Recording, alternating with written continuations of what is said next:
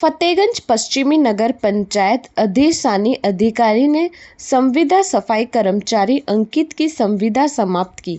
जानकारी के अनुसार फतेहगंज पश्चिमी नगर पंचायत चेयरमैन प्रतिनिधि हारून चौधरी एवं सभासद प्रवीण गुप्ता सहित अन्य सभासदों को संविदा सफाई कर्मचारी अंकित पुत्र भूरेलाल निवासी अग्रास ने गाली गलौज जान से मारने की धमकी दी।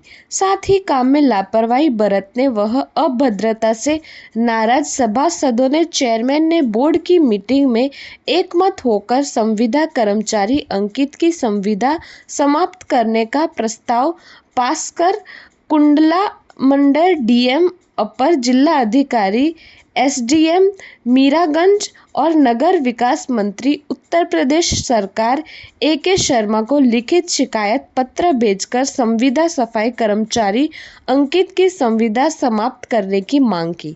उसके बाद अधिशासी अधिकारी शिवलाल राम ने संविदा सफाई कर्मचारी अंकित को नोटिस जारी कर संविदा समाप्त कर दी।